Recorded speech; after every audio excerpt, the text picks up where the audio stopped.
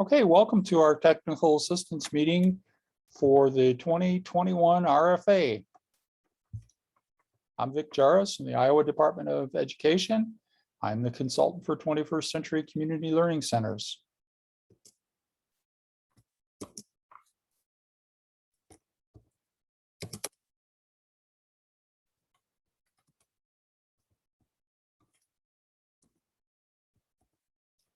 Okay, why do we call this a model program is on our agenda? We're going to look at the RFA timeline and the DE website. We'll talk about some things that are new in the RFA, community partners, the importance of them, charging fees, monitoring tools, risk assessment, grant fraud, financial and data reporting, some application tips, and what's required of you. Okay, what do we mean by a model program? As a federally funded program, your work is a model of best practice. This is a competitive grant, and so we only provide funding to the very best of those who apply for these funds. It's a little different than other title programs where there's a formula and every district gets some of that money based on their numbers.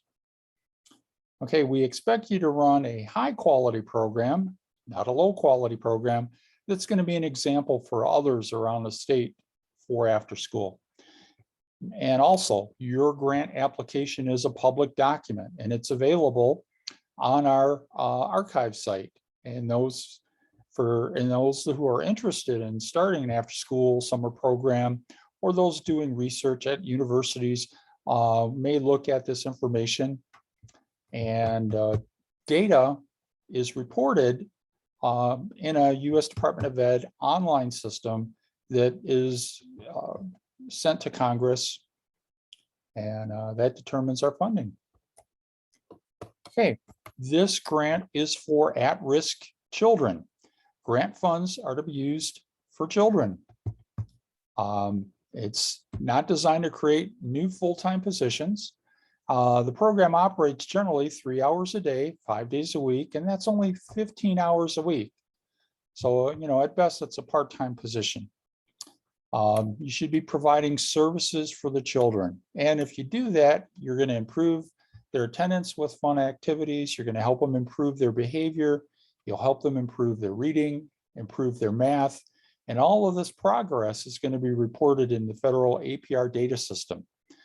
The new GEPRA measures that we've been working on for about 5 years are going to take effect in 2022, and they use progress instead of proficiency, which I think is going to really help our programs to show what hard work we've been doing over the years.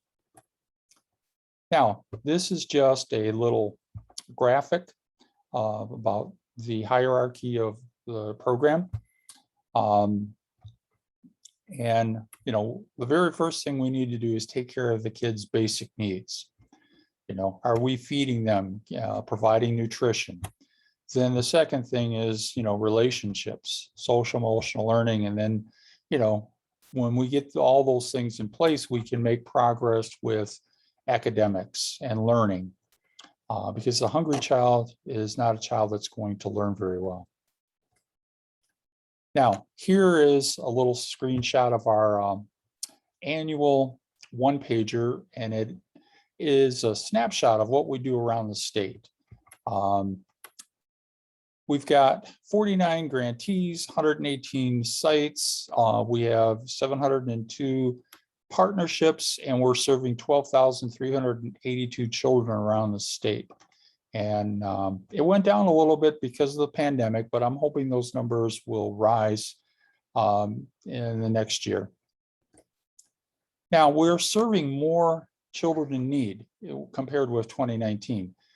We were serving 60% free and reduced. We're up to 63%. We were serving 11% kids with limited English proficiency. Now we're serving 13%. The numbers of kids with a disability actually went down from 16% to 13%, but I think a lot of that has to do with access during the pandemic and the schools, doing things remotely. And so I'm hoping that number will turn around again in the coming year. Okay, we are a federal title program, and all federal title programs are designed to serve kids in poverty and to give them a helping hand. Now, the program, you have to apply for it, and just because you receive funding in the past doesn't guarantee funding in the future. Funding is determined by your performance data and a peer review process, and by following the rules, laws, statutes, and guidance of this program.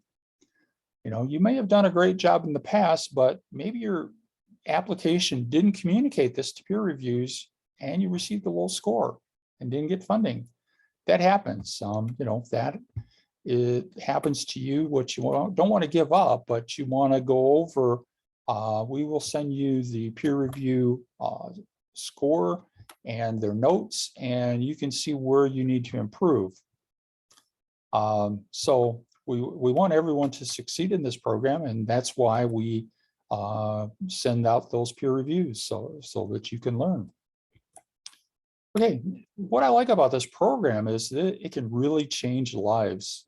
It's focused on helping children in poverty, and you have to enter data in the federal reporting system and do an annual local evaluation, plus additional reporting in key areas of your program. It's a lot of work, but community partners can help. Now, we offer more professional development in Iowa than any other state through our partnership with the Iowa After School Alliance. But we expect results. And if you're running a quality program, you should be able to do the following: increase attendance, reduce referrals to the office, increase student achievement in reading and math, and increase self-esteem and social emotional development. And we've seen this. We've got many, many examples of this happening in our programs. Now, most of the changes we've made to the RFA are focused on improving how we serve the children. The program can provide life-changing experience to kids who just need a little extra help. And so if you're running a well-run program, you know, you should have no problem with doing these things and reconnecting kids with the value of learning in school. If you're not getting results, take a look at what you're doing, because kids are going to vote with their feet. They're not going to be attending if your program is not meeting their needs. And as we provide more social emotional learning, we'll be increasing emphasis on providing snacks and full meals, because nutrition is one of those foundational things that growing children need for development, for health, and for learning. Here's an overview. It's a grant competition snapshot. And right now we've released the RFA. We've already had our in-person workshop, and right now you're getting a virtual work technical assistance. We've got the online letter of intent, and you can the next milestone will be the grants will be due in December, and then we'll have our peer review. We'll go over the grant proposals. We'll announce awards. We'll send out contracts, and you'll be able to begin July 1 for summer school. So here's another look at the timeline. At the Impact Conference, we had our first technical assistance. That was September 22nd. This is our October 13th technical assistance meeting. We had our local evaluator training webinar, and that's recorded if you missed it. I want to encourage anyone with a local evaluator to attend that evaluator training or review the video before they start on your evaluation. And then you should make that a requirement for your local evaluators. We've got one more technical assistance meeting coming up, and that's November 4th. Okay, November 12th, the letters of intent are due, and we've got, that's a survey that we've always had where we ask you some questions. And then on December 10th, the grant applications will be due, and this time it's an electronic due. So you're not going to have to drive to Des Moines. You're going to do this right from the comfort of your district, or if you're working from home, you'll do it from home. The application was put online this year, and I think it's going to work well. We had 4 beta testers, and it seems to be a lot easier than the previous attempts we had a few years back working online. So then in January, we'll do a peer review conference, and then we'll go through and announce the awards in sometime between March and April. Then we'll create the contracts, and then program implementation will begin with summer. Now, here's just a little picture of where we've been financially. Before I started on the program, they released $4 million. Okay. And since I came on board, we have never dipped that low. You can see the amounts that we've made available from 2012 all the way to the present. And I'm happy to say that this year we have set a new record for the amount of money available to go out to programs. So we've made available $64 million in funding since 2011. And, we've increased the number of kids we're serving, and, that's a good thing. Okay, to get to the application and a lot of the documents, you need to get to the Iowa Department of Education website, www.educateiowa.gov, and go to the A to Z index, click on the number 2, then select the 21st Century Learning Centers. When you get to this page, it says Title IV Part B Resources. I suggest that you bookmark this page because you'll be going back. There's other guidance like evaluation guidance, and there's guidance for working with kids and disabilities. And we list all the awards there. We list the evaluation there. So it's, very good resource. Okay, the application now is online. And when you go to the website, you'll see the link for the RFA. But we've got other documents that are going to be very helpful. We have a checklist for the RFA, and you should take a look at that before you even go and try to start the application. Now, here's something that I want to warn you about. The application will not save. So you think you're going to work on it half hour at a time, and until you get it done, that's not how you're going to have to do it this year. You're going to have to get everything ready and then put it all into the application in one shot and then submit it. To help you with this, we've got the instructions for the application, and we've got the complete packet so that you can look at it before you go to the application and try to submit it. We've also got this year the rubric, so that you can see what the grant reviewers are going to be looking at. And also the request for competitive priority. We've made that available as a separate document as well. We've got a big list of application materials. If you're a rural site and you want to try to get some bonus points, you have to document it by visiting the US Census.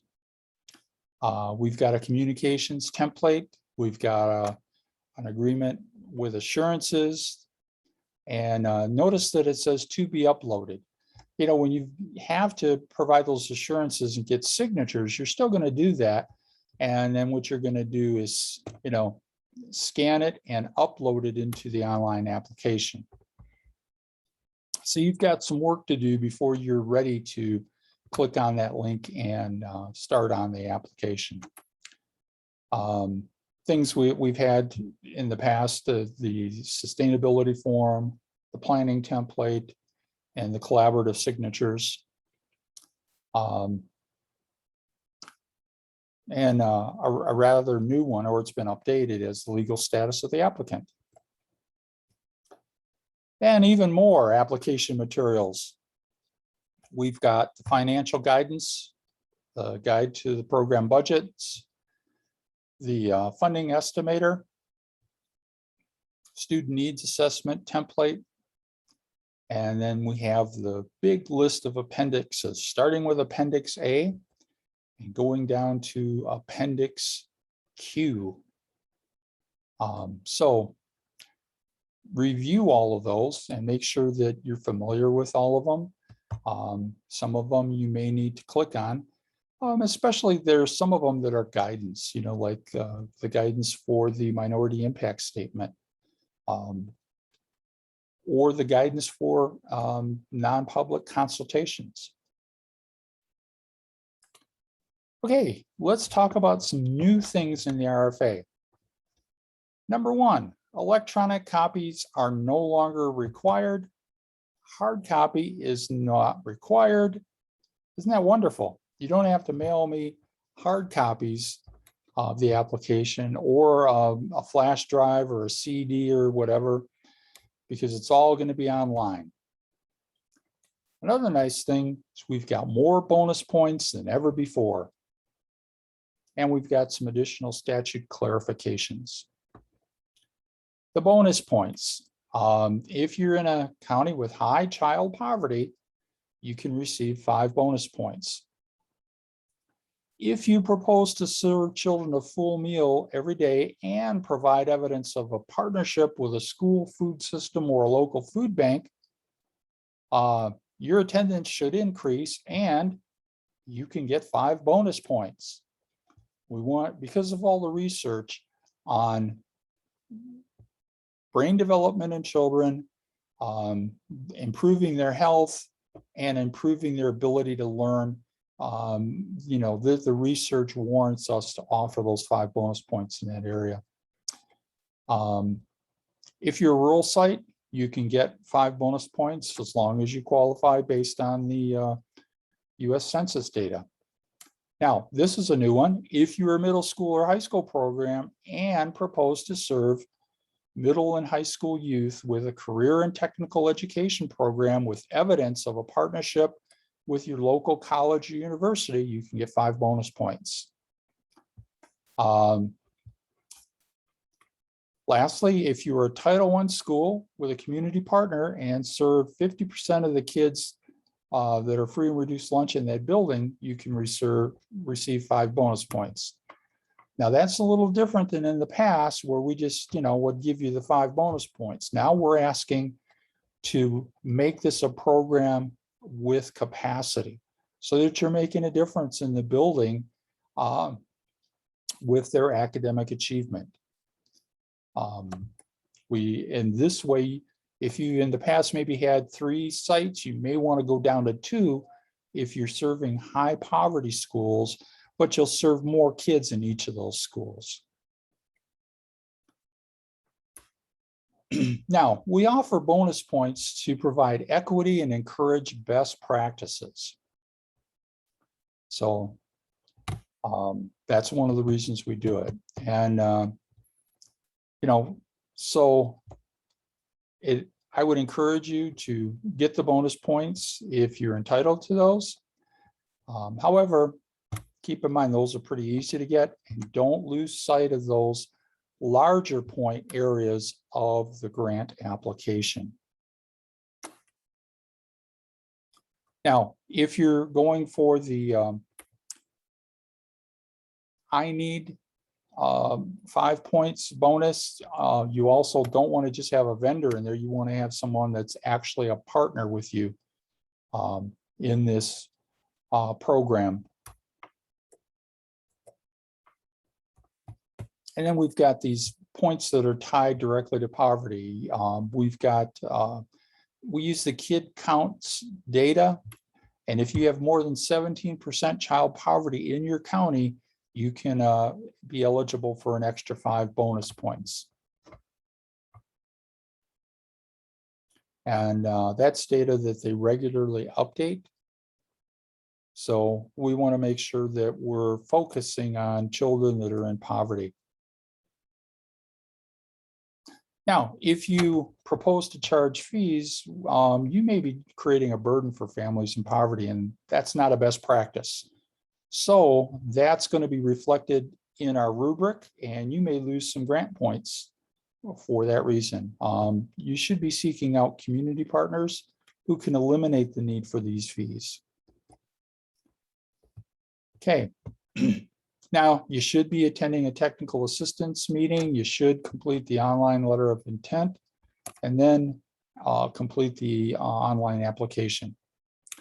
You'll get a peer review score, and they're going to determine the potential quality of a program based on your grant application narrative. When that is complete, let's say that we have 20 applications to review. I will get the highest scores, and I start with the highest score. And then I do an SCA review, which is a smaller pool, but I'm going to take a deeper dive. I'm going to look at the budgets, the narratives, and the history, performance-wise, of the grantee, and make sure that all the federal statutes, Iowa laws, and all our rules are followed. And then if you get past those two, you can receive an award announcement. Now, this doesn't approve every little thing in your application. You may have slipped something in that I didn't catch, but we will address that later on a site visit. So keep in mind, we have definite things you should be doing in the program. And if you're doing something you shouldn't, your burden is on you to follow the rules. So contact me if you discover any kind of problem or potential violations, so we can fix it quickly before this becomes a non-compliance issue. Okay, so in the SCA review, what I do is I take a look at the uniform guidance.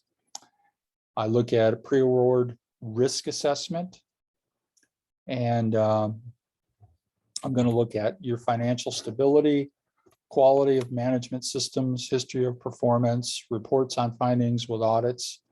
Let me tell you a big one that is something that's puzzling is some of you will put in your application, you've got some wonderful partners who are going to be donating this and that. And then when I get to the budget, I don't see any mention of your partners.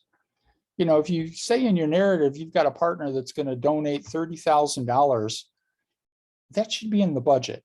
So make sure that these things are connecting.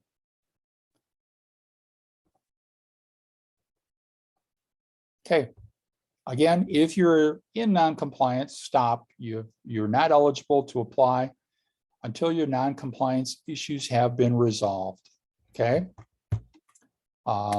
Secondly, free and reduced lunch rate. This is a federal statute. If you do not have 40% minimum free and reduced lunch rate for each building that you propose to serve, stop. Remove the buildings that don't have 40% from your application. If you don't do this, I'll have to do it in the SCA review. And that happens once in a while. Now, if you had 41% last year, but this year your building's at 39%, stop. You're no longer eligible to apply. You must have 40% to apply. So last year, the average free and reduced lunch was 69% for cohort 14.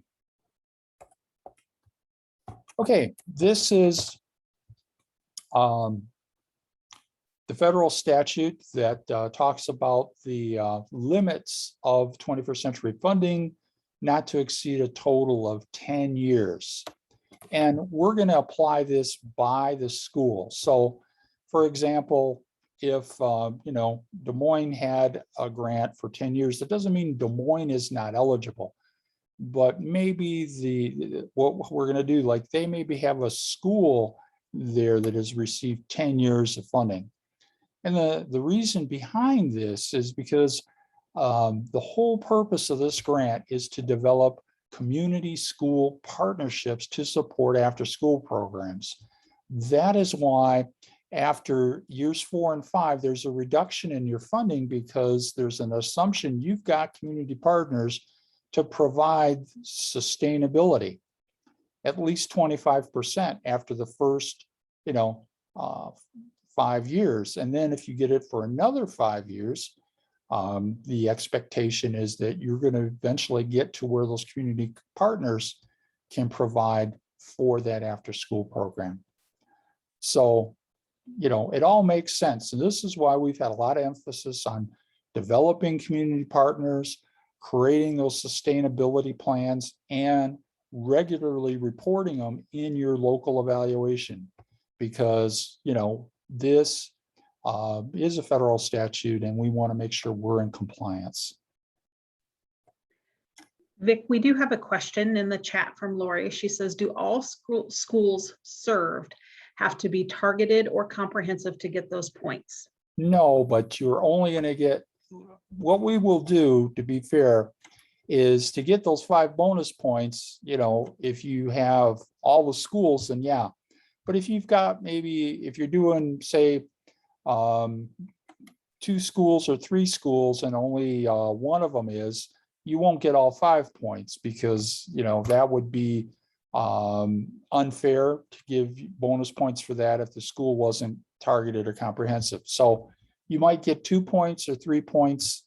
We will decide, looking at the application, how many of those bonus points you will be intended. If all the schools in your application are targeted, then yeah, you can, we give you the entire 5 bonus points. Good question. But let me also say this. I wouldn't worry too much about the bonus points because, we've also added the county children in poverty bonus points. And I've never seen an application in the last 10 years that failed to get funding because they didn't get the 5 bonus points. It's always because of those larger point areas, like there maybe the project or the budget, something where they didn't reread it for whatever reason. So pay attention to those required sections in the grant because that's actually the most important. Okay, contact time, minimum of 60 hours a month. And we do that to give you flexibility.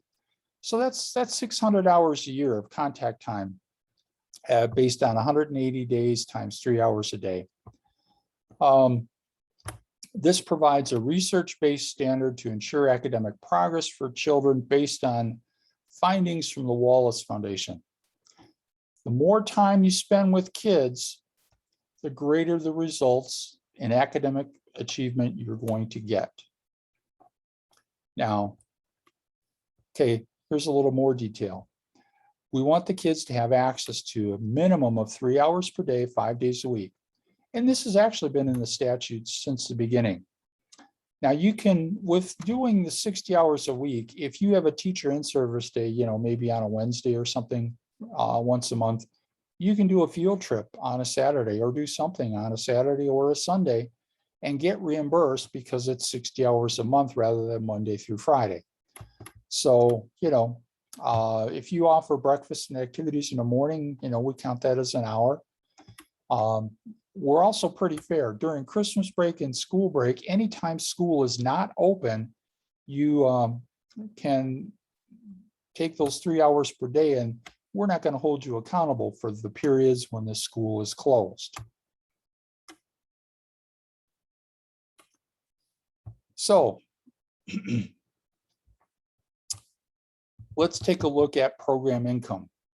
Now, program income means income that's generated by something after the award is provided. And the biggest thing we have in Iowa is people want to collect fees from the parents because private daycare is collecting money, And, you know, they want to charge the parents as well. But keep in mind, we are serving the poorest of the poor. And so, you know, we've got kids in poverty, we've got entire families in poverty. And fees collected must be necessary, reasonable, and may not impose a barrier to participation. If somebody wants to collect a fee, first off, they have to send me their enrollment form ahead of the school year. And if you didn't do that, oh boy, you're in trouble.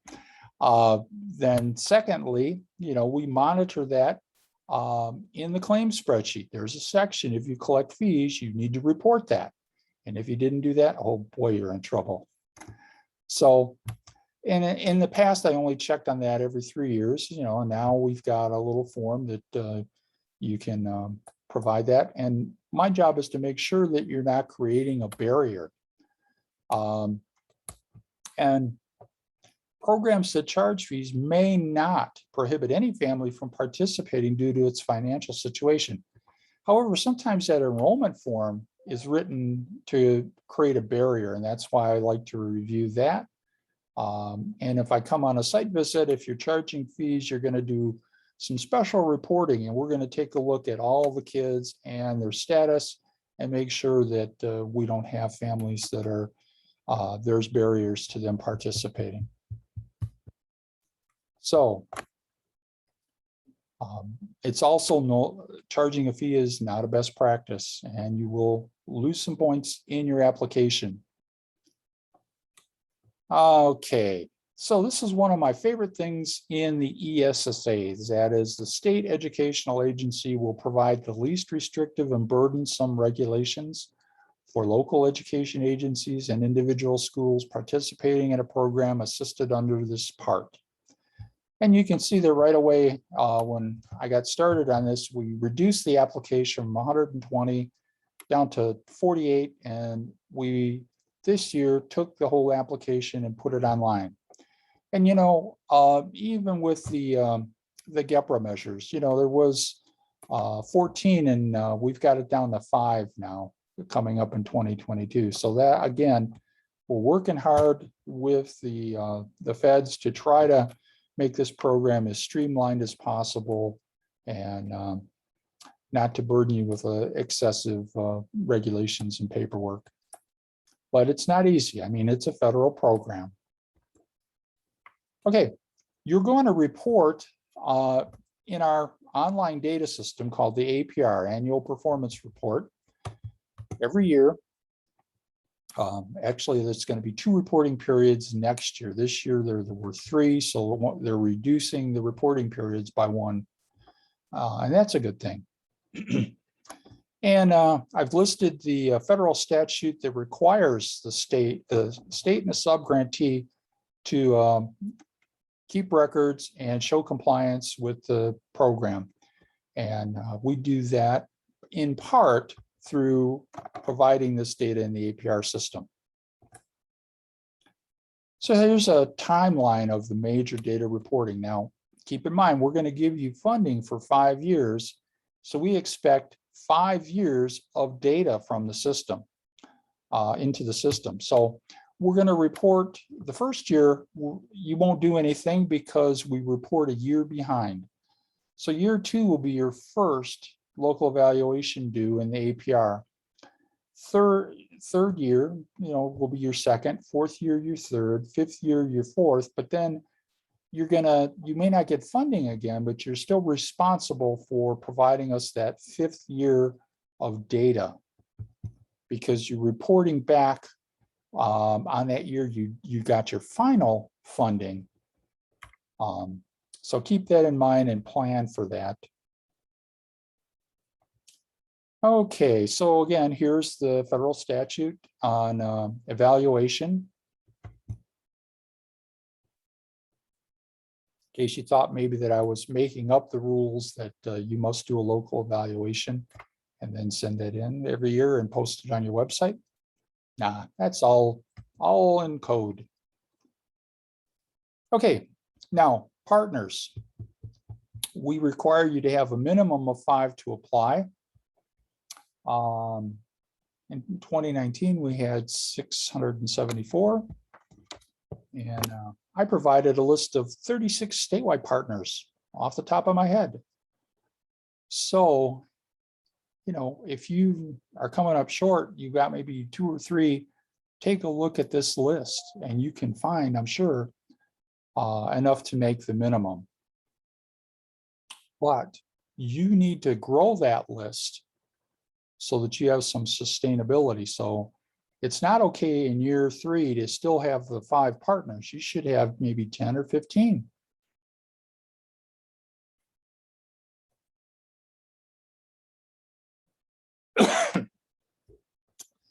Okay, reading is our priority.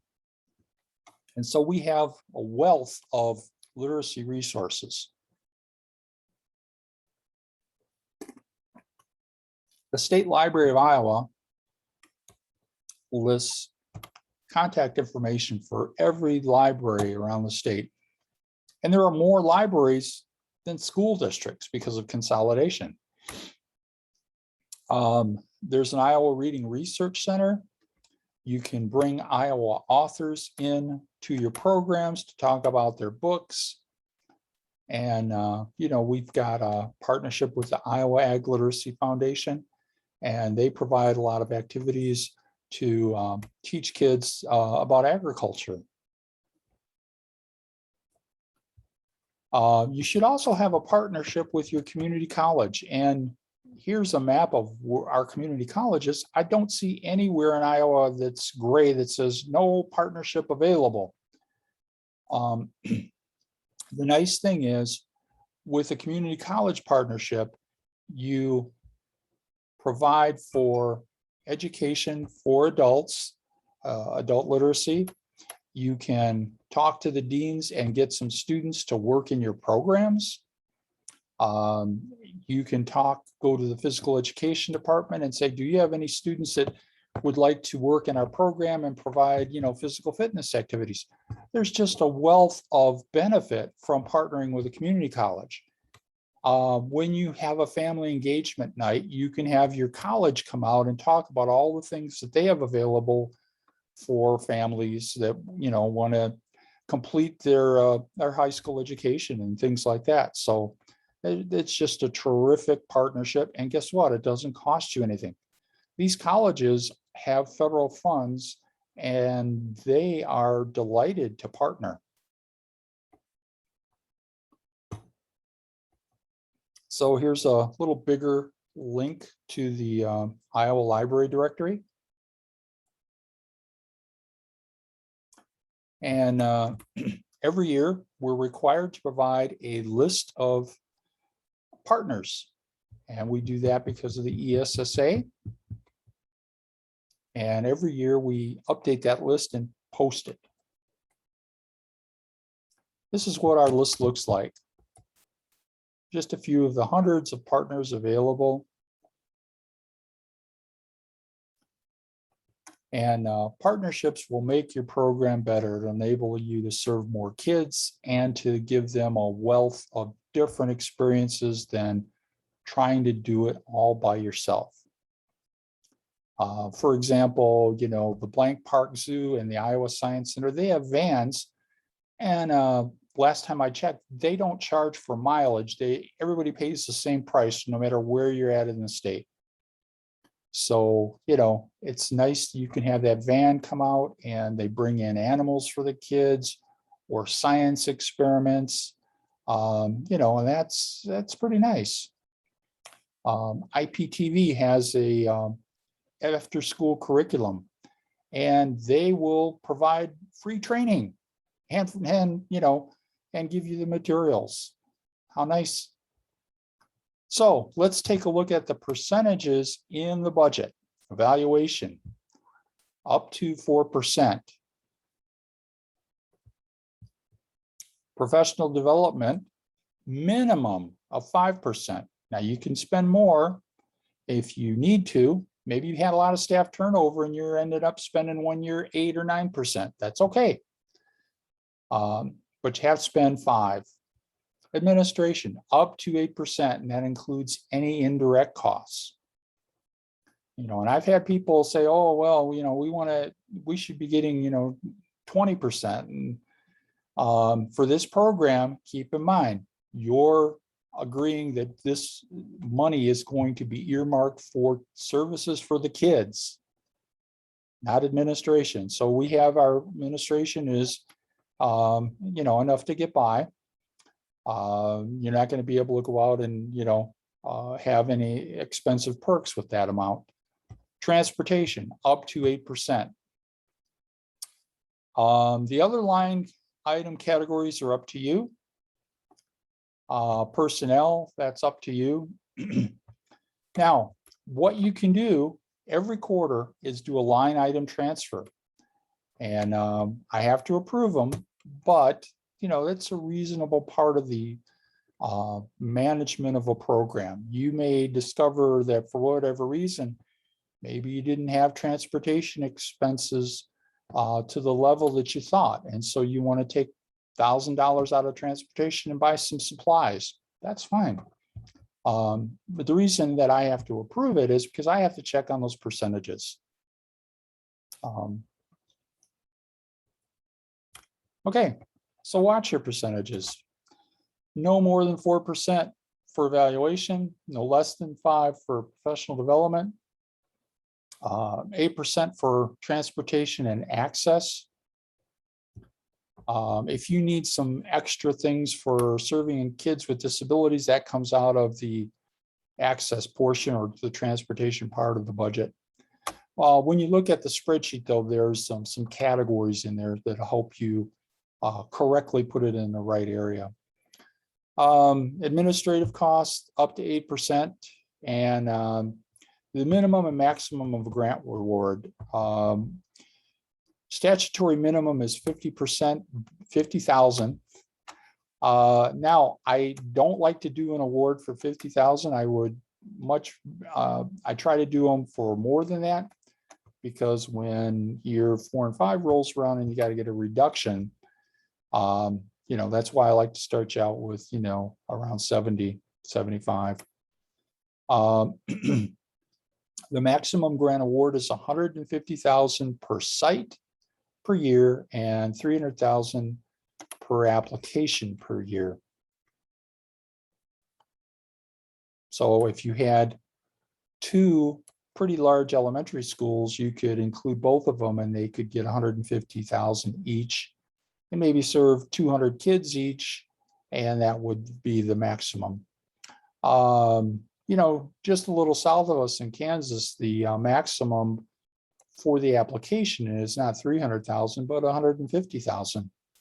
And I also believe Nebraska is 150,000 as well. So, okay, up to 4% for local evaluation. We had some issues with people trying to do a bait and switch where they'd offer free grant writing if you sign a contract agreeing to buy some equipment. Well, what would happen is if you sign that contract before you got an award, you'd have to use your school funds. You could not use the grant award for buying that. And a lot of these companies also want to charge 10 to 15% for evaluation and 30% of your grant for their free writing services. So that's another good reason for 4%. And plus, we've talked to local evaluators here. They're happy to do local evaluation at that 4%. Okay, here is what the claim spreadsheet looks like. And this is now put into the CASA system online, and that's where you submit quarterly expenses. So you can see the different categories here. Personnel, contracted services, materials, supplies, snacks, and then student access has transportation, facility safety and accessibility, and other. And here are some other budget categories in there.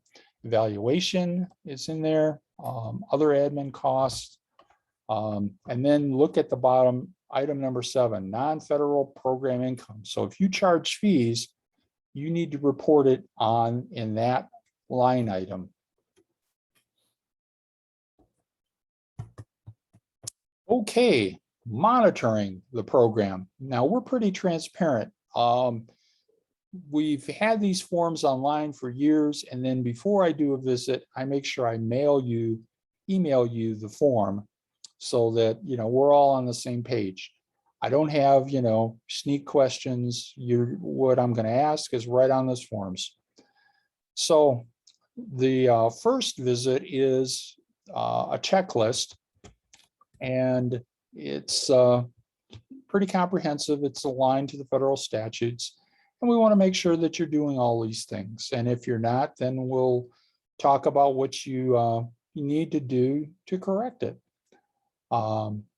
Then the second one is the comprehensive monitoring. And that's a series of meetings where I meet all the stakeholders and they all talk about their role in the program. And we get it's like checking the pulse. We find out how good the program is. I will talk with parents, community partners, students, staff members, school administrators, program administrators, and we'll get a good sense of, how the program is doing before we do a renewal.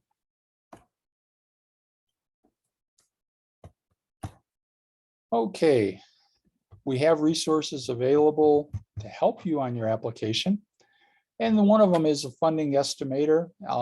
That's more as a starting point. It doesn't give you the amount of your total award because you've got to add in what your partners contribute. And for some small rules, I've had people say they've used it and it said that they weren't eligible. Well, yeah, they didn't have enough kids and they didn't want to do enough days to be eligible for this program. So obviously it helps as a screening tool.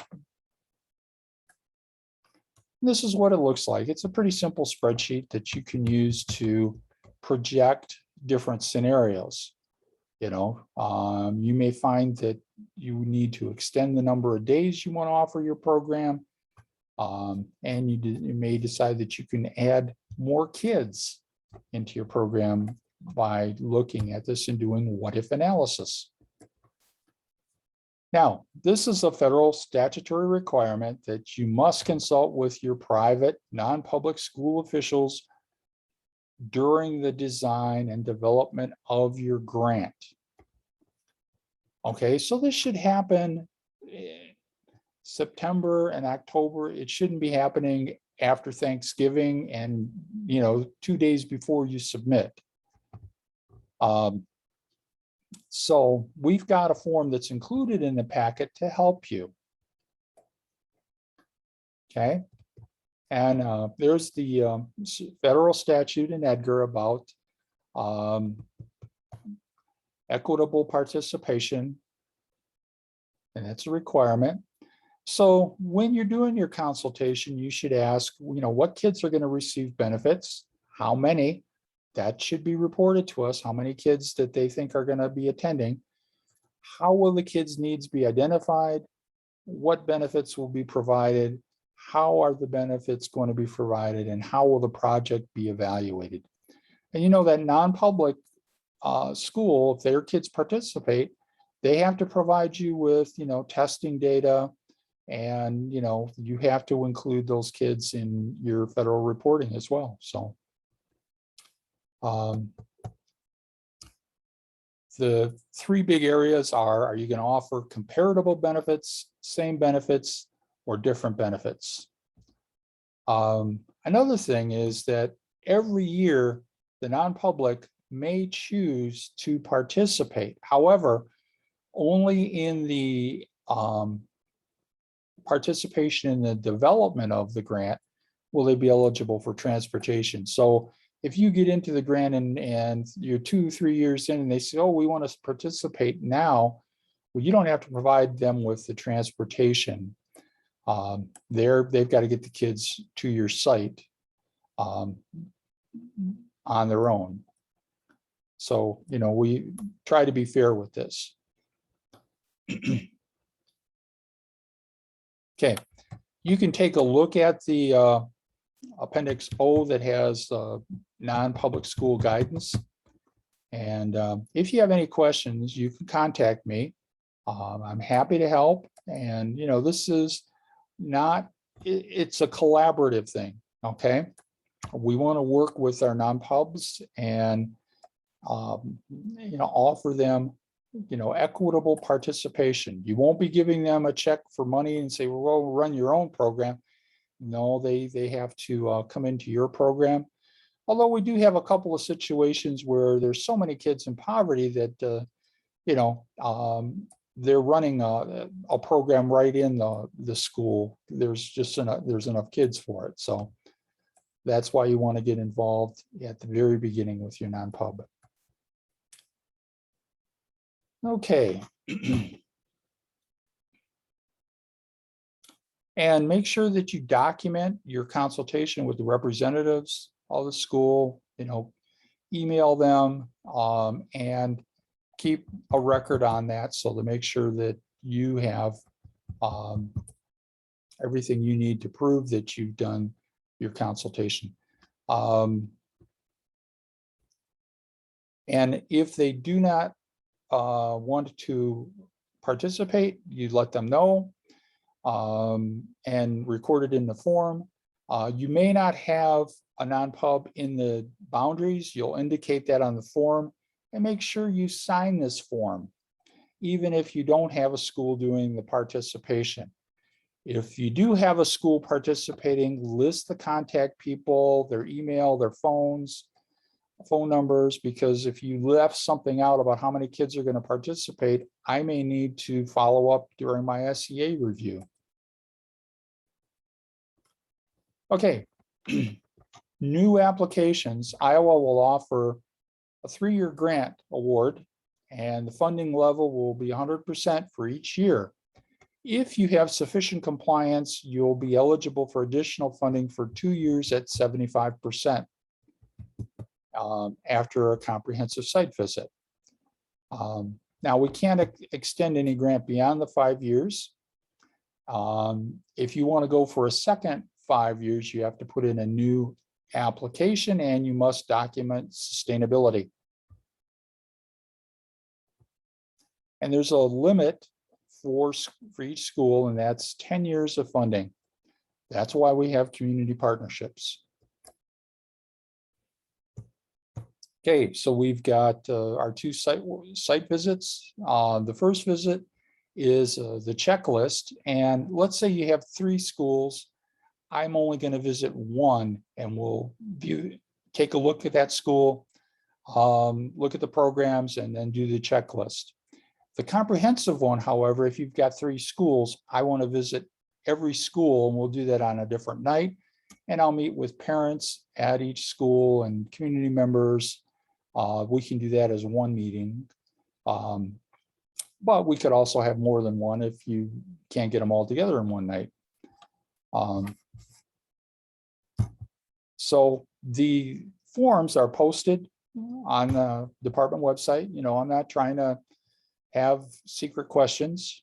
You can see, and know years ahead of time what I'm looking for and what things that you're required to do. Plus, we do ongoing risk assessment on everyone, but that's just a nice way of reducing the paperwork. Other states have a report that you have to fill out every year and then send it in addition to the local evaluation. And I think that that's not necessary, because I actually read your local evaluations and I get information from that. And, I'm reviewing your quarterly claims. I get information from that. And we have, regular meetings and interactions. So I think that's, if there's a problem, keep in mind, you're responsible to let me know ahead of time so we can fix the problem before it becomes a big issue.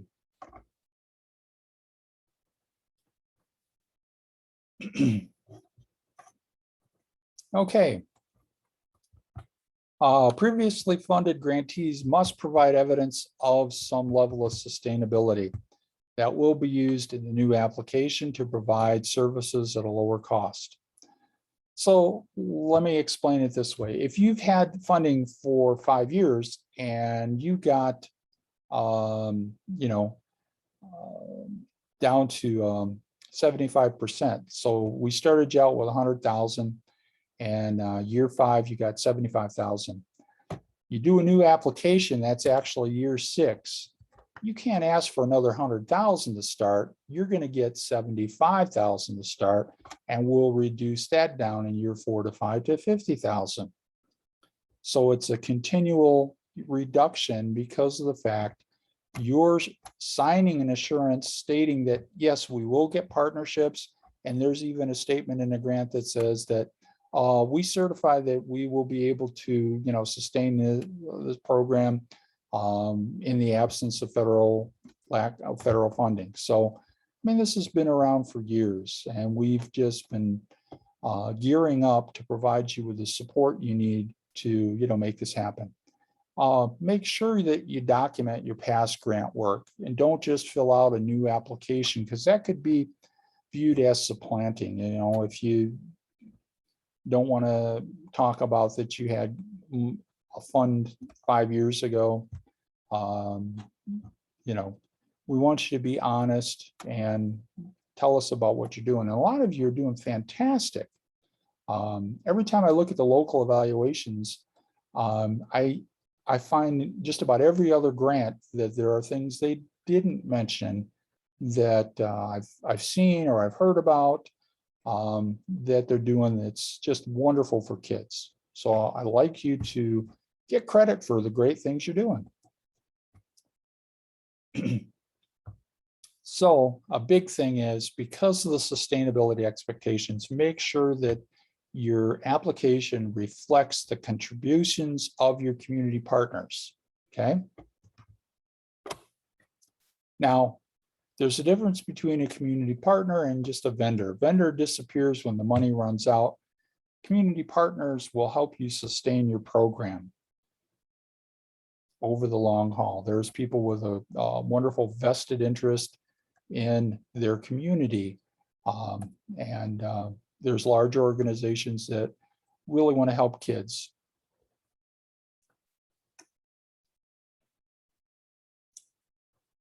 So if you're looking to do the 5 extra bonus points, you need to have someone that's a real partner, not just a vendor. You can use vendors, but, you know, don't misdiagnose them as partners, you know, because a lot of those too, they're pretty evident. Okay, and make sure that if you list them as a partner for a jointly submitted application, make sure that they've participated in the planning and design of the program. Don't just put a name on in December and think you're good, because, you know, that can come out in the wash. You know, if meet with your partner and ask them, well, what role did you play in the design of this program? And they say, I signed a paper. Please don't do that. So, okay, now to provide evidence of a partnership, we've asked for more documentation. We've asked for a memo of understanding that identifies your partner, what they're going to do, their contributions, their direct service. And it's very good to have these, because what happens with staff turnover? You get somebody new, and if they've got this list of partners and MOUs, they know exactly what each partner they can expect from that. And the same thing from the partners. Sometimes there's turnover in the organization. And if they know they've got an agreement with your district or community group to provide these services or volunteers or whatever the partnership may entail, then that helps continuity. So, you know, the program doesn't just fall apart in terms of support every time there's staff turnover. And we've also helped you with a Form D3, which is a 5-year budget to help you include partner contributions and see how they're going to work to help your program over time. So adult literacy partnerships, those are the ones with community colleges or universities. And, we are not directly able to offer these things in-house for parents because that's not our job. Our job is to work with kids and partner with those who can help the parents. We have a family engagement committee, and that's helping us to strengthen the partnership with the families of the kids we serve. And we've got, guidance on that. And you need to have one of those parent engagement meetings once a quarter, because there's a section that you will list expenses. If I don't see anything on there, I'm going to assume that you did not meet your obligation to have that quarterly meeting.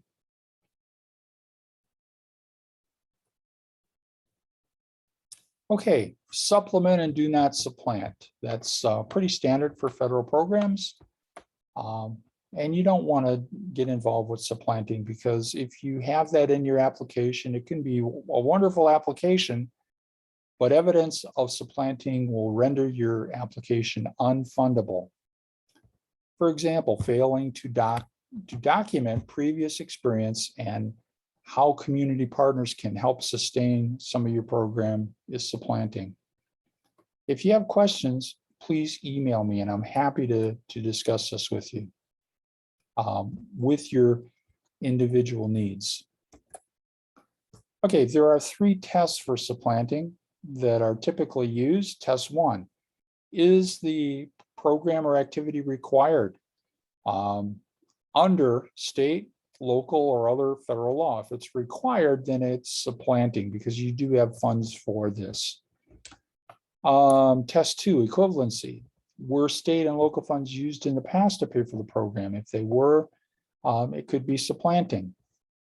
Test 3, non-title programs. If the same programs and activities are being implemented in other schools that do not receive title funds, and these programs are being paid for with state and local funds, then it could be supplanting. Also, you can't use these federal funds to backfill. That's clearly supplanting. And backfilling means, you've got a shortage of funds and you decide that, oh yeah, if you apply for this grant, you can pay for, somebody full-time out of these federal funds, and you don't have to use district funds anymore. So that doesn't mean that a person couldn't do this work, but you need to make sure that you can justify that. And if they did something in the district, you may need to hire somebody else to do their prior work. Okay, now be aware federal grant fraud statutes. These are the things that the feds are really look out for: embezzlement, theft or bribery. In Iowa, what we tend to see is false statements or false claims with that. So, you want to be aware that you're providing correct information. So falsifying information in grant applications, using federal funds to purchase items that are not for the intended use, billing more than one grant for the same work, billing for expenses not incurred, billing for work that was never performed, falsifying test data, substituting approved materials with unauthorized products, misrepresenting a project status to continue to receive government funds. Here's some examples. You reported no non-public schools in your boundary. However, a check showed that there was a non-public school a block away and no consultation was made. And you said that, there wasn't any school. Another example, your grant application was able to provide adult literacy services in cooperation with a local college. However, you bill the grant for the same services that the college provided with their grant at the same time. Another example, a program billed for expenses to repair a copy machine. The copy machine was purchased with other funds, and the expense was not incurred as part of the grant. Another example, your grant application reported serving 400 kids, yet failed to report an attendance problem to your SCA. You actually serve 100 kids. So, make sure you're checking all these things. And attendance is very, very important. If you don't meet your attendance goals, your funding in the next year can be reduced. Okay, correct information is so important. Iowa Code also has an act. Iowa Code 685.1 is very similar to the federal law, that knowing that a person with respect to information had provided falsehoods can lead to an investigation by the Iowa State Auditor. And, we don't want to go there. If you have a question about the accuracy, feel free to contact me. It is your responsibility running a program to let me know if you have any issues.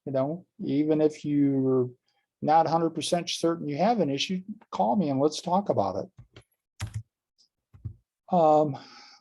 If I get an issue, we solve this within 5 days, usually via email or the phone.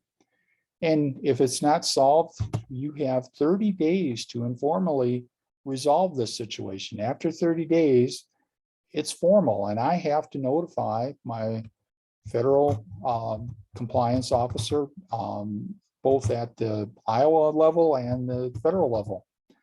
And then once a formal process happens, that can be, long and drawn out.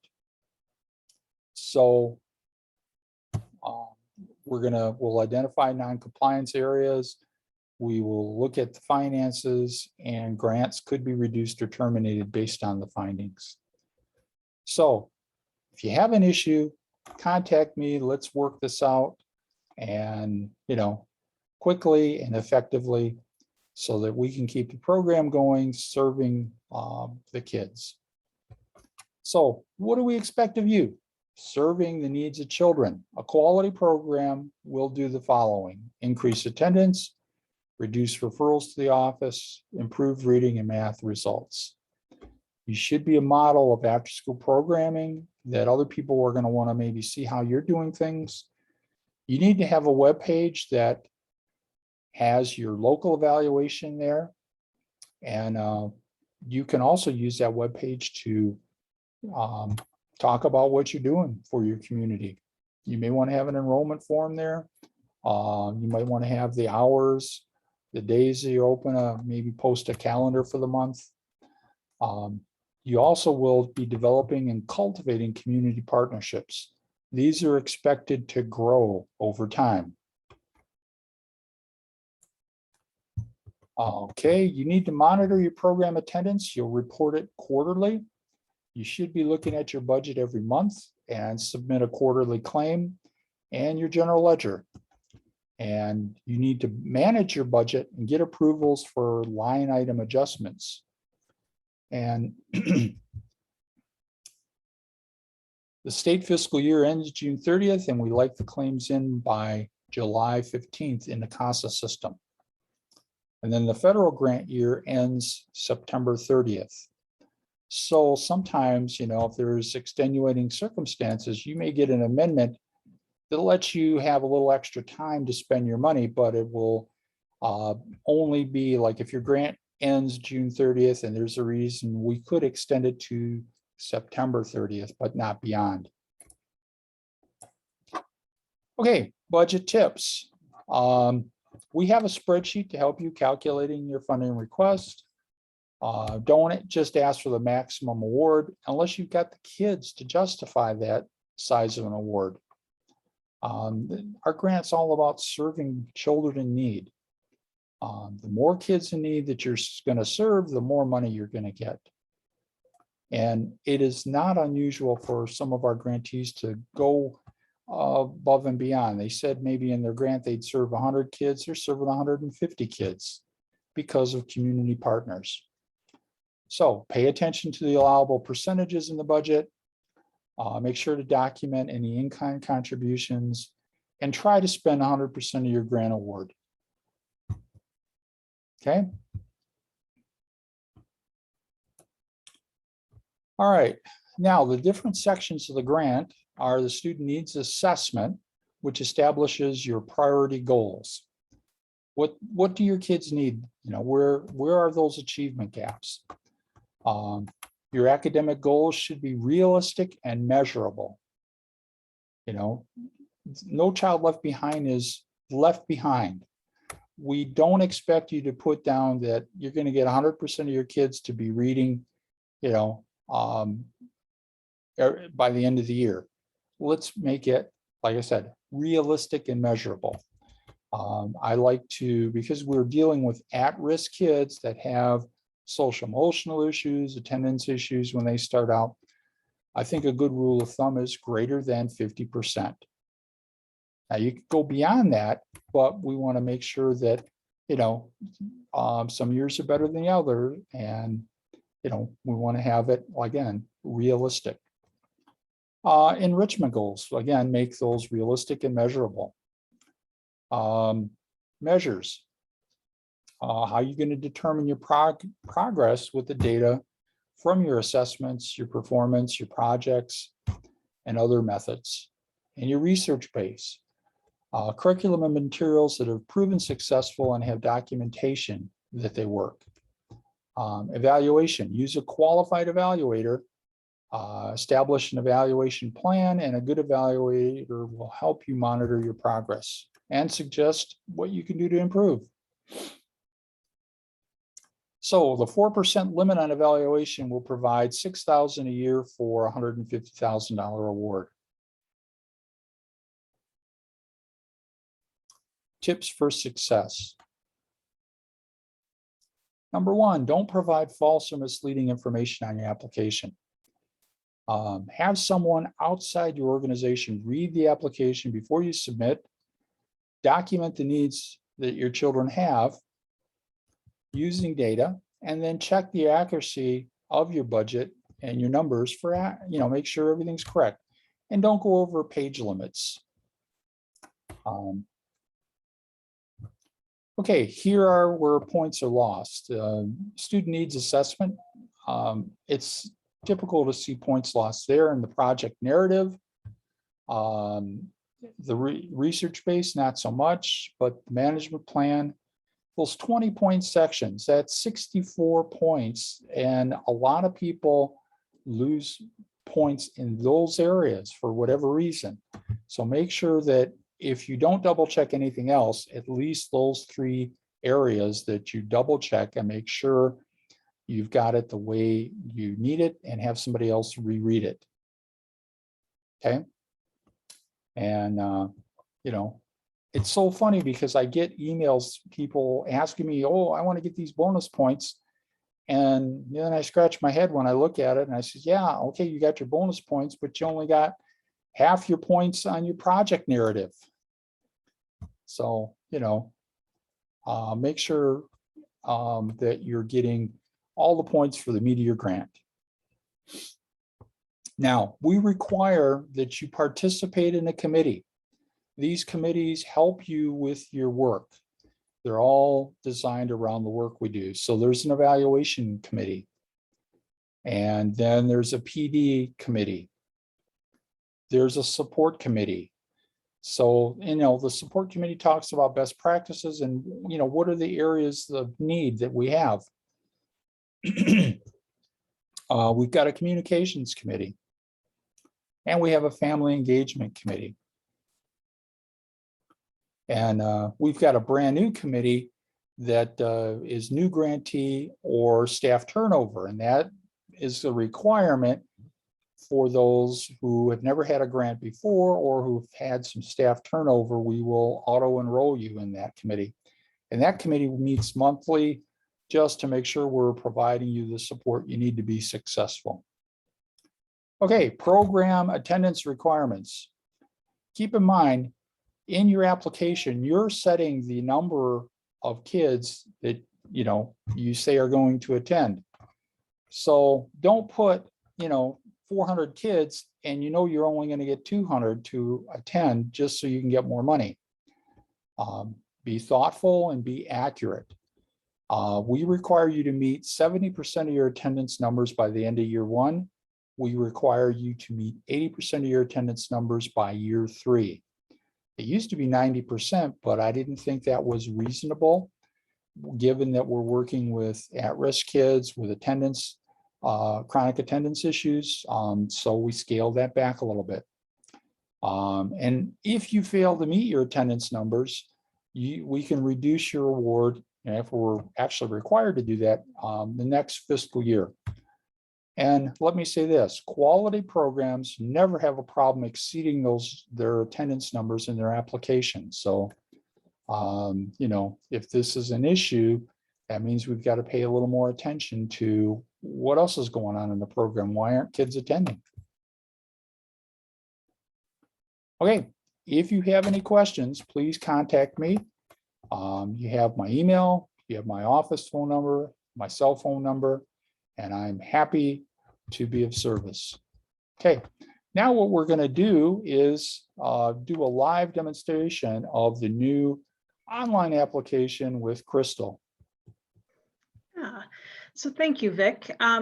One thing that did occur to me during the presentation that we didn't do, and we probably should have at the very beginning, is asking Lori and now Leah to please put into the chat your full name and the site that you're associated with. So that way we can follow up if we need to with you. If you want to drop your email in there, that would also be great. Vic, I need you to enable me to be able to share my screen. Okay.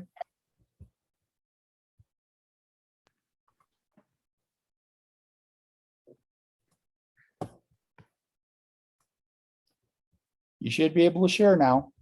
All right, let's see if we can do this. Absolutely. Okay, give me one moment here. Okay. So the site that I'm sharing with you was exactly in the PowerPoint. I'm going to drop this into the chat as well so that you can follow along if you'd so like. And again, Leah, if you get a moment, please put your name and site into the chat so that we have that for attendance. We really appreciate that. When you go to this particular site, oh, hi. Okay, thank you, Leah. When you go to this particular site, you're going to go to this landing page, which is our request for application general information page. A couple of things that I want to point out on this page for you. So again, here's our welcome and introductions. We have a website that you can go to if you want to explore more about the Federal Department of Education and its 21st century approach. Please consider this before you apply. So right out of the gate, as we've said more times than can be counted during this training today, if you do not have the correct free and reduced price lunch rate of 40%, that required percentage rate, you are not eligible to apply. If you need to check this, we have this direct link here so that you can search by your building to determine if you are eligible to apply for this. Do not use any other dates. Don't use your individual school data or anything like that. Use the spreadsheet to double check. If you are in non-compliance, stop. And again, if you have concerns or questions about your compliance status, you can reach out to Vic, and Vic will be glad to walk you through that. If you have a compliance issue, we can provide some of that information to you then to kind of help work through that. There is a requirement to complete the letter of intent. That is done through the SurveyMonkey platform, and we have also provided an outline of what that letter looks like. because it is a fairly lengthy survey. So you'll be able to see that in just a moment, but that will need to be done by November 12th before you apply. Here's the information regarding technical assistance. We'll be doing this again on November 4th. This will be a very similar presentation. As always, you would be welcome to join us for the November 4th presentation, but it is not a requirement. Also, if you get to the point where you are getting ready to work within the online platform and you need a refresher, this call will be recorded and housed on our website, but then also this page has a YouTube link to a quick step-by-step tutorial that I put together for you so that you'll be able to walk through the online process as well. So you've heard Vic say numerous times, you're going to hear me say numerous times, we strongly encourage you to save your narrative sections in a Word document or Google document, and then upload everything into the system all at the same time. You will not be able to save your work within the online platform. That is something that we're looking into, and hopefully we can remedy in subsequent years. But at this point, that is not a possibility. We have provided a full PDF of the full application so that you can see the types of questions that we're going to be asking you and the materials that you'll need to gather ahead of time as well. Here are those important dates. Again, Vic has gone over this with you, so I'm going to kind of scroll past that. Here's our important links. As I've mentioned, this is our letter of intent. You can simply click here and it will download the document for you so that you can see the types of questions that are asked in the letter of intent. I want to make sure I'm sharing the right screen here. Yes, okay.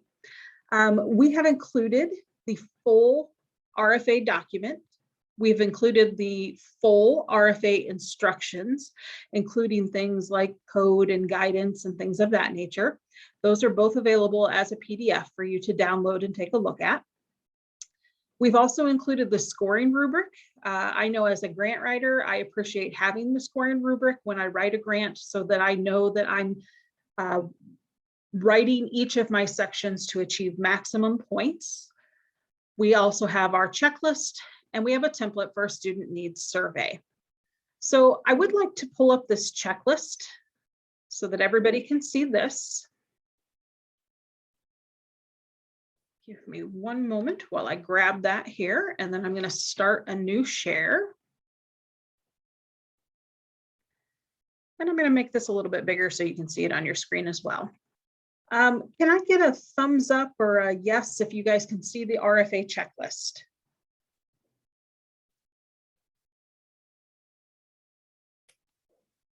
Thank you, Leah. Okay, so before you submit your application, we have this broken down into a couple of different sections. So before you submit your pre-application work, have you reviewed all of the RFA instructions, the rubric, and the actual application? Have you determined and confirmed your site eligibility? Have you confirmed that you're in compliance? Have you attended a technical assistance session? And both of you, of course, can say that you have now. Have you completed a student needs assessment? Did you do your private school consultation meeting and completed the log? Did you complete your letter of intent? And then have you downloaded the PDF of the application so that you can work at your own pace? And again, remember, you will not be able to save your work in that platform. Boy, if I had $1 for every time I've said that over the last few weeks here, I think I could probably retire with a comfortable living. The application itself is the next section. And we have organized these into these sections. Again, if you download that full PDF, you'll be able to see on your screen exactly the type of information that we're going to be asking you for here. So your application information is going to include things like your agency contact information, your project director contact, your data collection contact, and your fiscal information contact. We're also going to be asking for your DUNS number.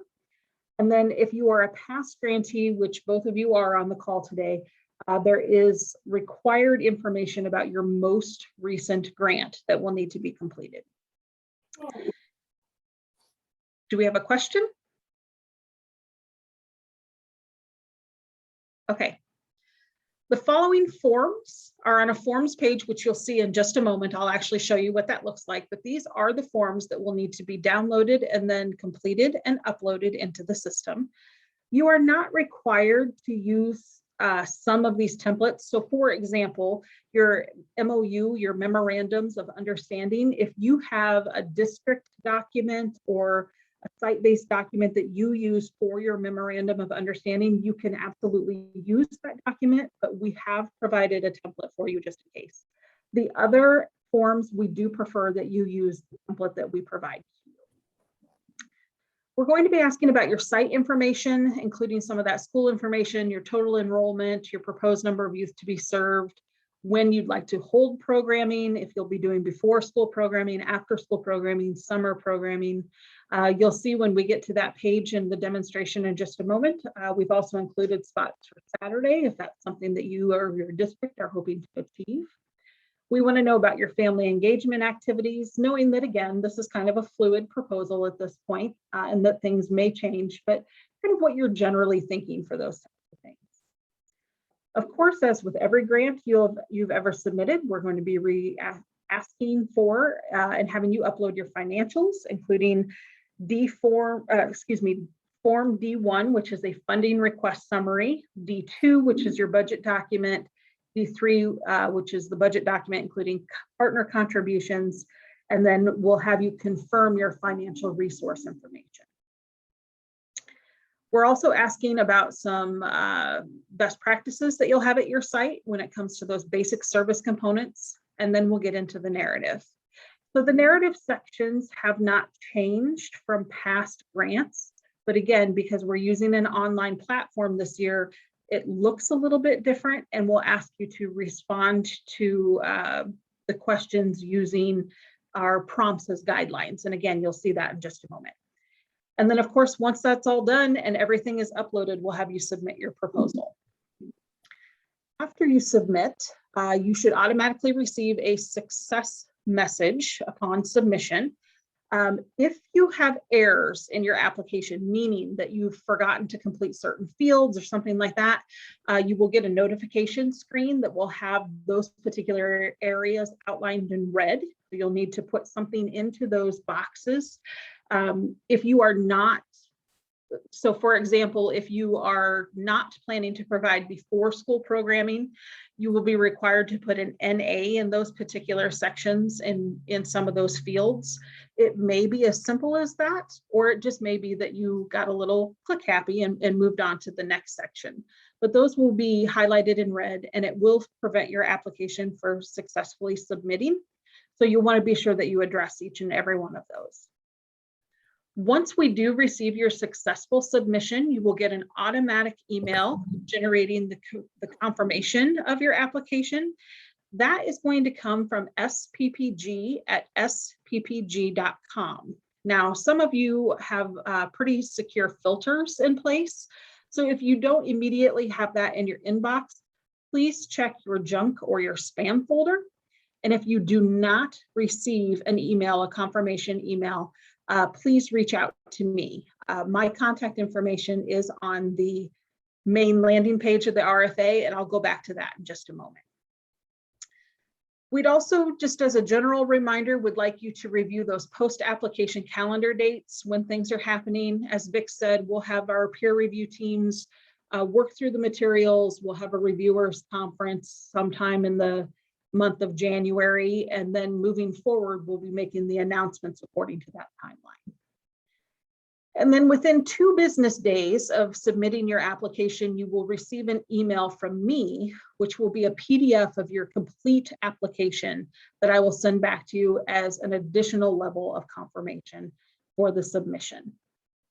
So I'm going to pause for just a moment, and I'm going to ask if anybody has any questions about the checklist or the process at this point.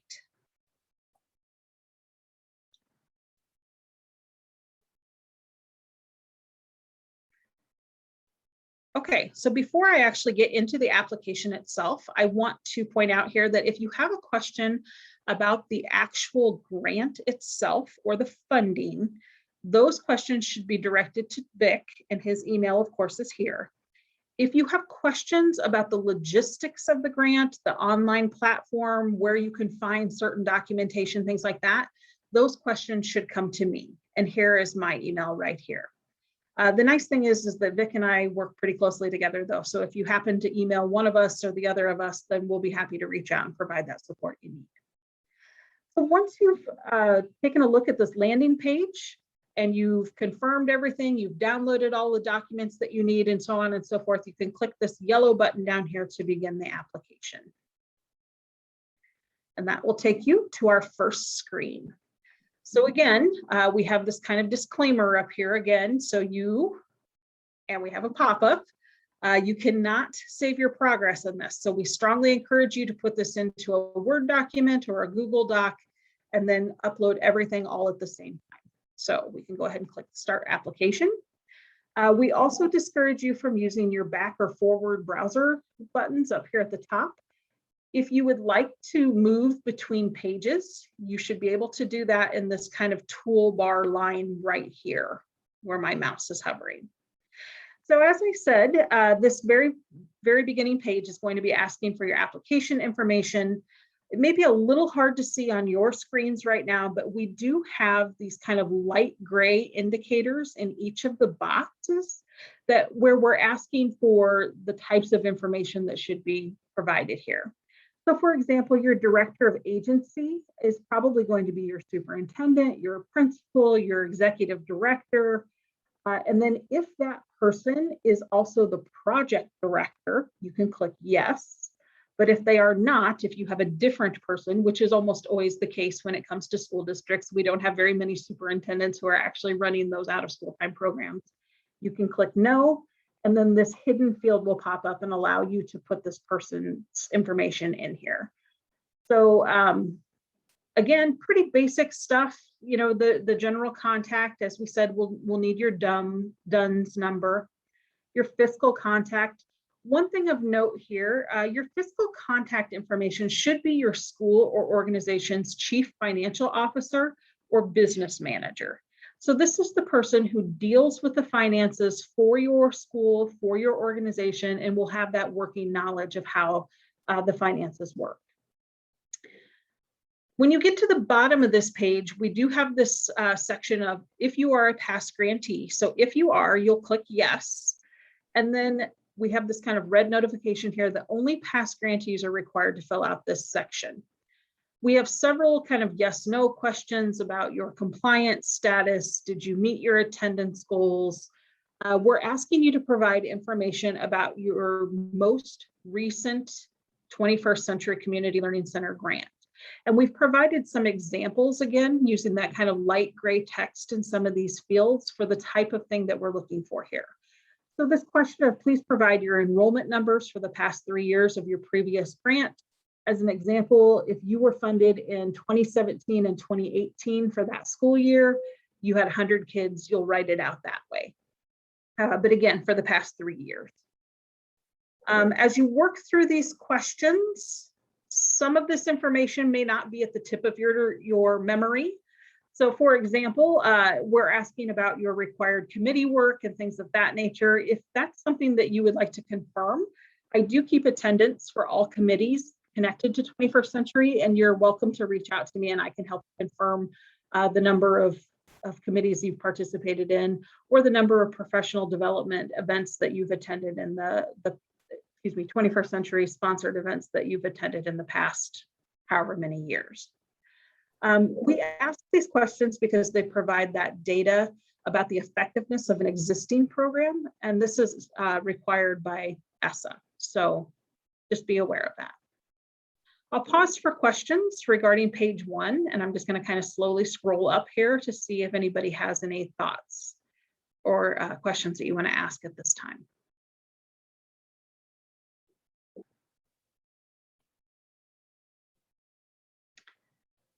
Okay, hearing none, I'm going to go back down to the bottom, and then at each of the bottom pages, you'll see this kind of yellow button again. Continue then to the next section. This page consists of all of the required forms that are needed for this application. And the beautiful part about this page is that everything is ready and waiting for you to download, complete, and upload all in one spot. So for example, our very first document that is required is the legal status of applicant. You can click this red button here to download the form. And once that pops up, I'll start a new share here so you can see that document. And again, I'll make it a little bit bigger so you can see it. These are designed to be able to be clickable or fields where you can enter your information. You are required to provide some evidence here. So there's a need of you can actually put some uploads and things like that into some of these existing documents. And then once you have this completed, you'll simply save it as legal status of applicant with your site name. When you go back to the forms page, then you can click this upload completed form and you'll be able to find the document that you just worked on and completed to know that it will be there. Once it's successfully completed and uploaded, it will actually display in this kind of white area right here, and it will tell you that this form has been uploaded. Now, again, if you click on the wrong document or you get a little click happy and you put 2 documents here or something like that, there will be the ability for you to delete or edit a document within this particular area as well. So you see that we have that everything from legal status of applicant to your request for competitive priorities, your minority impacts, and so on and so forth. Some of these are direct fill-in documents from your computer. Others do require signatures. So you'll see that, for example, it says supported formats include Word or PDF. If it is a document that requires actual physical signatures from your superintendent or your executive director or people of that nature connected to your grant, what you'll be able to do is download the form, complete it, have that person sign it, and then upload it as a PDF in that capacity. As I said with the templates, we have provided a template for you for your memorandum of understanding, but if you have a different design that you use for your site, that's perfectly fine. You can upload each of those MOUs. I would encourage you to, when you're naming your things, that you'll want to say MOU ISU Extension and Outreach or MOU YMCA. You know, just make sure that you are naming your documents in a way that is easy for you to identify, that allows you to make sure that you are uploading what you want to upload, where you want to upload, and how you want to upload. As Vic mentioned, you're required to upload a minimum of 5 MOUs. We ask that you start with those 5 community partners. However, if you are a go-getter and you have more community partners that you want to document, you can click this yellow upload more button, and then you'll be able to upload 5 additional, so for a total of 10. So here's our forms. Again, I'm going to pause for questions at this point.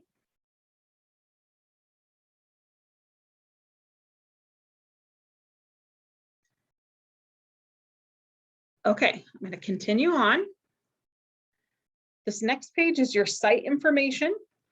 And again, please note that this is what you're proposing to serve in terms of times and numbers and locations and things of that event.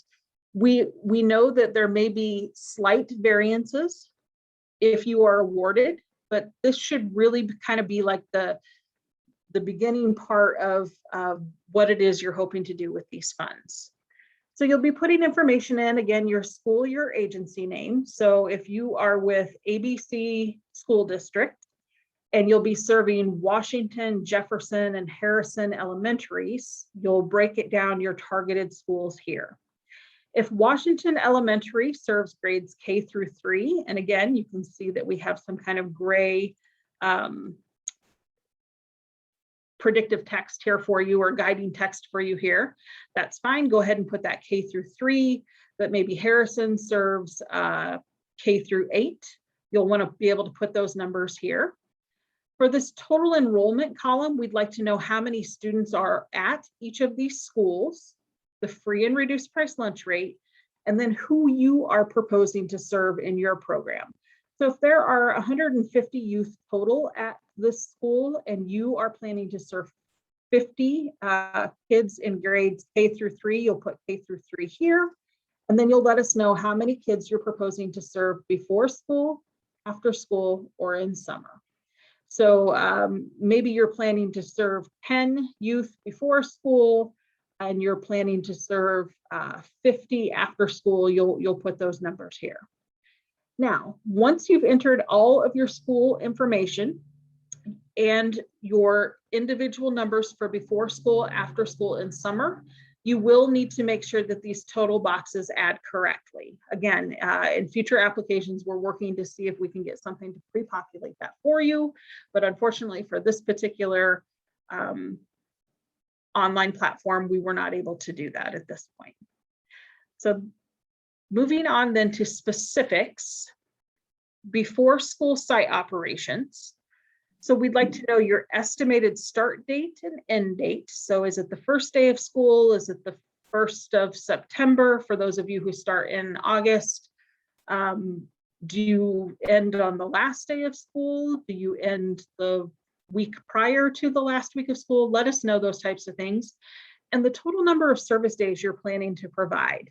So take a look at your school calendar, be thinking about, when you'll be in session and when you will not be in session. And then we would like to know your start time, end time, and total number of hours for each of these days of the week. And again, here's where you'll see that we've added a Saturday. And then what you'll do with this hour column is you'll add this all the way across and you'll put in a number for your total hours of before school services in a typical week. You'll put that right in there. Now, if you are not planning to have a before school site operation program, you will simply need to put NA in each of these fields. So that way we'll know for a fact that you are not offering before school services. It's the same plan or process for after school services. So here you'll put 3 o'clock to 6 o'clock or whatever time your program will be running. And you're going to add those up and you're going to pop that number in this box. And then for your summer programming, many of you offer all day or maybe like a half day program. So you'll want to put in here that, again, if you're starting at 7 o'clock in the morning and you're ending at 6 o'clock at night, total those up and be able to put those numbers in here for summer as well. The next component is family engagement. We do require you to host a minimum of 4 family-centered events each year. General rule of thumb is 1 per quarter, but again, we know that sometimes things happen where you may have to push a couple of events a little closer together or something of that nature. So we'd like you to take a stab at describing the frequency, duration, and dosage for what you're thinking about. So for example, here, if you're going to be hosting quarterly family events for 2 hours, and then a brief description of that activity. So activities might include things like family literacy nights, family game nights, summer picnics, things of that nature, so you can put those types of activity description in here. Again, we'd like a breakdown of schools. So at Washington Elementary, you're planning on offering 4 family events, and you estimate that you're going to reach 200 parents or family members through those events. That's what you'll put here. But at, I think Jefferson was my next example. At Jefferson Elementary, maybe that you are only going to be doing 3 of these because you're on trimesters at that school or something of that nature. You'll put that there. And again, you're planning to reach 300 and so on and so forth. Again, I'll pause for questions at this point.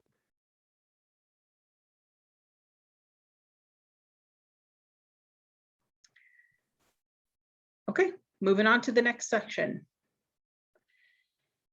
This page will deal with your financials.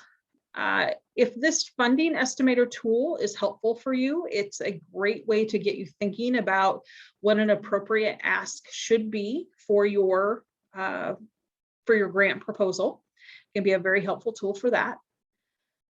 D1 is your funding request summary. So we'll want to know again how many sites you're including in this application. So how many schools you'll be working with, the total number of certain students to be served, how much you're requesting, and then your 3-year here. So I'm gonna move my panel so I can see this page a little bit better. And then we ask you to break that down by year. Again, this is coming the summary document. We also ask you to break it down from school year to summer. The forms that you'll need to upload include Form D2 and Form D3. These are available as a downloadable form. So I'm just going to click on that very quickly.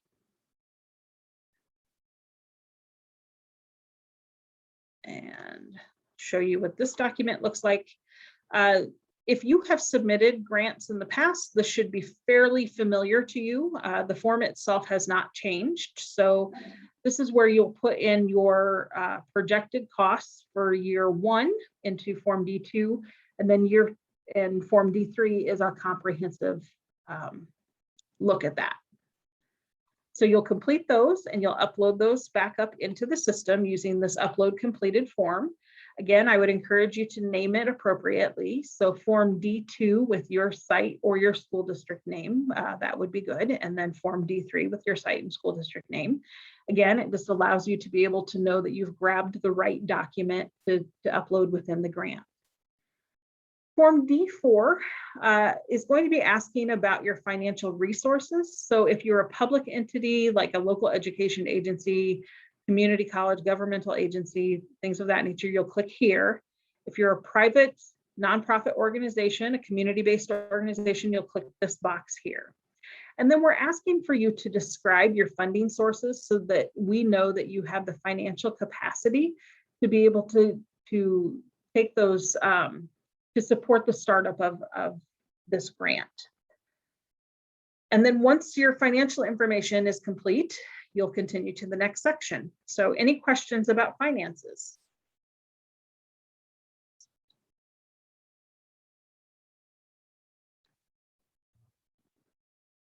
Okay, we're up to basic service components. So again, we'd like to know where you're serving those kids.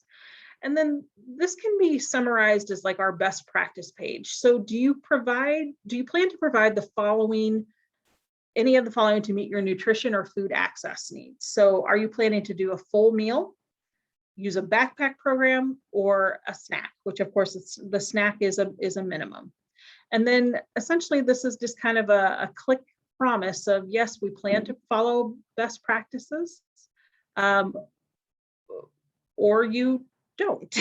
So this is in particular related to charging parent fees, which is not a best practice, and it's something that we would like you to consider as maybe not the best approach for your program, but again, answer appropriately, and without, if you have questions, you can reach out to us for this. And then from here, we now get into our proposal narrative.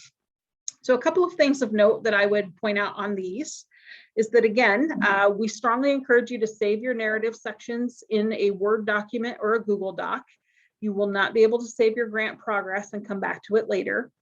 Each of these sections has character limits. Our previous grant application had page limits. So what we've done is we've taken those page limits and translated them into character limits or character sections. So as a general rule of thumb, 4,000 characters is roughly the equivalent of 1 page of text using the Arial font in a size 12. So I would strongly recommend that you use Arial size 12 when you're working Word document or your Google Doc, so that when you do your cut and paste, it reflects appropriate length within the sections provided. This first section is an abstract, and it allows you to summarize your grant. We do have some specific questions that you'll want to think about here. Another technical thing that I'd like to point out to you, that some features like tabbing, tables, graphics, hyperlinks will not be available to you when you upload this narrative section. I do have a section in which you can include tables or graphics if that's interesting to you, and I'll show you that in just a moment. You do have the capacity to do some type of formatting within this text box. You can bold, italicize, or underline things. You can slightly change the font if you'd like to do that. You can think about positioning on the page, numbers, or bullets. But again, other types of things will not be allowed for you. When you scroll down, you'll see that each section is highlighted in red, and it will tell you the total number of points possible here. And then each of these sections will have a series of bullets that is going to be asking you for the type of information that you'll need to share in this particular section. So for the student needs section, we're looking for everything from that strong evidence, utilizing objective data, defining student needs, all the way down to a summary of your transportation, safety, and accessibility components. And these bullets align directly with the rubric. So if you're looking at that rubric, you should be able to pick it and match each of these bullets with these. So when you're writing, that should be a really easy way for you to make sure that you're hitting all of those, which should better position you for the highest possible score for your grant. For this particular section and each section moving forward, right above the actual text box where you'll cut and paste, we'll tell you what your character limit is. So this one, you have 12,000, including spaces. And again, that note about those features like tabbing, tables, graphics, and hyperlinks is unavailable. Again, my recommendation to you would be to use Arial font in a 12, and that should be able, you should be able to cut directly into this box, cut and paste directly into that. The next section is project with 24 points. For this one, your character limit is 16,000. And again, you'll see the different bullets here that you'll be expected to respond to. Your research base is 5 points, just a single bullet this time, and a 4,000 space limit. Management and sustainability is worth 20 points. Here are your bullets and a 16,000 character limit, including those spaces. Now, for your communications plan, in past applications, this section was designed to be a narrative section. However, we found that most sites actually preferred to use a table in this particular section. So we have kind of taken the guesswork out of this, and we've built a template for you to be able to put into this particular section. So here, you'll click this download the template. And then when it comes up on your screen, you will see that everything we are asking for aligns directly with the bullets in this particular section and with the rubric. So this template should be used to describe your communications and outreach strategies for your program. And we've provided several examples for you, and then space for you to be able to insert your strategies here. So I want to walk through a couple of these just so everybody is familiar with what's being asked of you. If your outreach strategy is a parent newsletter, and so that's your strategy. Your frequency is how often. So you'll be doing that monthly. The method is how you're doing it. So for this one, we've indicated that it's electronic via email, but that there'll also be a hard copy posted on site. Your target audience and proposed impact is the parents of the enrolled youth, and we have proposed 100 people to be impacted by this. And then we've included an additional column if that helps to explain any of your choices here. So the quick note here that we've put here is to be sent out the first Friday of the month. We've included a quarterly example with the advisory committee meeting, and we've also included a yearly example with your annual strategic plan. Those can be referred to then as you're building out your own strategies. Now, it is required that you provide to us the website where your local evaluation will be posted. And just as a friendly reminder to you, for every year that you have the grant, your evaluation, we should be able to see those evaluations in this particular spot on the website that you indicate. So for this example, our website is weloveourlocalevaluation.com. Yours will be whichever you prefer. And then not required, but suggested would be your social media links for your school site or program. So here's our Facebook, our site is great.com, Twitter, our site is great.com, or Instagram, just as a couple of quick examples. I know a few sites are now using things like, excuse me, Snapchat and so on and so forth. If you have any of those, you can certainly add boxes to this one. So again, you'll insert your strategies here, save your document as the communications plan for your site, and then you'll be able to upload that into the platform using this blue button here. The narrative goes on to include your partnerships at 10 points with an 8,000 limit, your evaluation at 15 points with an 8,000 limit, your budget narrative, which of course is the verbal description of what it is you'll be planning to do with your funds at 10 points with an 8,000 limit. And I do want to point out there is a note here. You'll want to be sure that you are documenting sustainability so that we don't run into that supplement supplant issue. If you have questions about that, I would encourage you to reach out to Vic. And then finally, we have an area that you are able to upload supplemental materials. So if you are a very visual person and you have a chart or a graph that you feel could be a great addition to your RFA application and you really want to include it, you have the ability to include a supplemental material here. Now, to prevent people sending in additional like binders of material, we have limited this into a single file, and we're asking you to limit it to 2 pages. So put your charts or graphs or hyperlinks, you know, however you want to bring the information to our attention, scan it into a single PDF document, and you can upload the material here. Questions about any of those RFA narrative sections?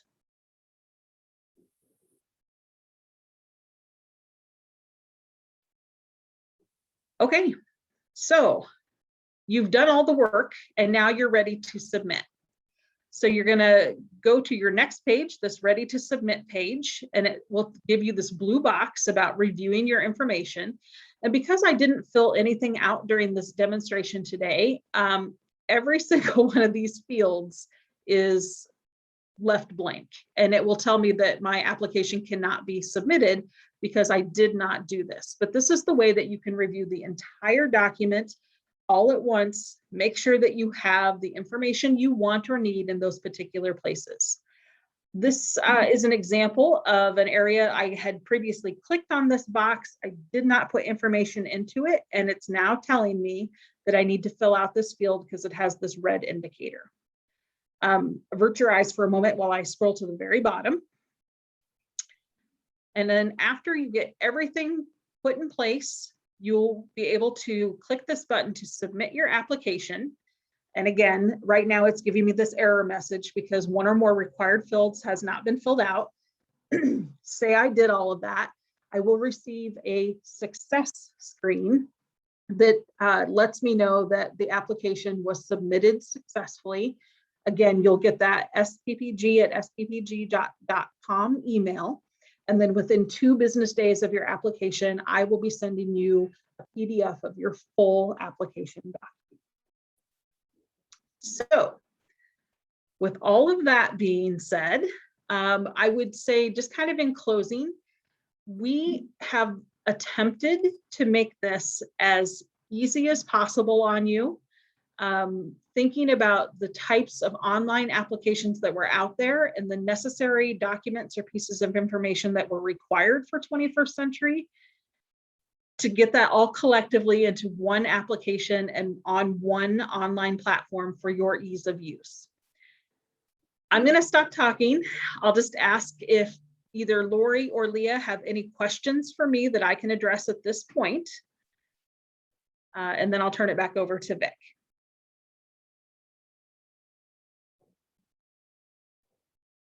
Okay. No questions, very helpful. All right, so Vic, go ahead and wrap us up then for the day. Okay, I want to thank you for attending this technical assistance. We'll get the recording up on the Iowa After School Alliance 21cclc.com website as soon as possible. So it'll be available for those who you might talk to that say, oh, I missed it. And and we'll do this once more in November. Okay, thanks a lot.